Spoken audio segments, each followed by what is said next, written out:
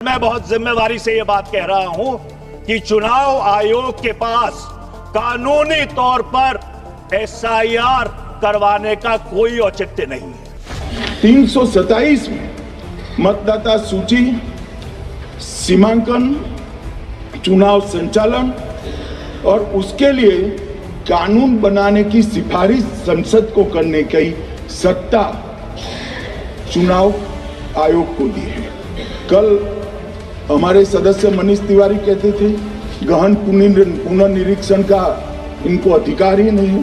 Article 327 पूर्ण अधिकार देता है कि मतदाता सूची इस व्याख्या के आधार पर बनाने का अधिकार चुनाव आयोग को है। मान्यवर एसआईआर पर ही सवाल उठा दिए। मान्यवर इन्होंने कहा कि एसआईआर आज क्यों हो रहा है।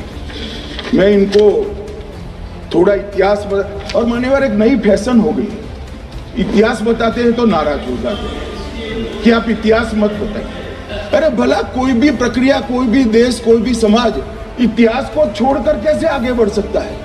इतिहास कोई भी समाज का महत्वपूर्ण अंग है। मान्यवर हमारे लोकतांत्रिक इतिहास की शुरुआत 1952 से हुई। गहन पुनर्निरीक्षण एसआईआर कब हुआ? 1952 में। एसआईआर की क्या जरूरत है वो कहते हैं, इसलिए मैं कहता हूं। तो उस वक्त प्रधानमंत्री कौन थे? जवाहरलाल नेहरू। किस पार्टी से थे? कांग्रेस पार्टी से। दूसरा कब हुआ? 1957 में। फिर जवाहरलाल नेहरू प्रधानमंत्री थे, कांग्रेस पार्टी से थे। तीसरा हुआ 61 में, उसमें भी जवाहरलाल नेहरू प्रधानमंत्री थे और कांग्रेस पार्टी थे। 65-66 में भी हुआ एक ही गहन पुनर्निरीक्षण 2 साल में हुआ। उस वक्त भी श्री लाल बहादुर शास्त्री प्रधानमंत्री थे, कांग्रेस पार्टी थे। 83-84 में हुआ, इंदिरा जी थी। 87-89 में हुआ, राजीव गांधी थे। 92-93-95 में हुआ, नरसिम्हा राव थे। 2002 और 3 में हुआ, तब श्री अटल बिहारी वाजपेयी। मान्यवर 2004 में गहन पुनर्निरीक्षण समाप्त हुआ, तब डॉक्टर मनमोहन सिंह जी प्रधानमंत्री थे।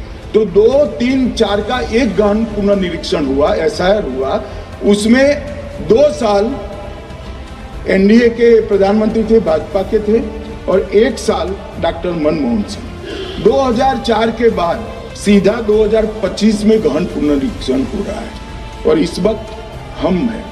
एक पूरा गहन पुनर्निरीक्षण एसआईआर की प्रक्रिया का आज तक 2004 तक किसी भी दल ने विरोध नहीं किया है, क्योंकि ये चुनाव को पवित्र रखने की प्रक्रिया है।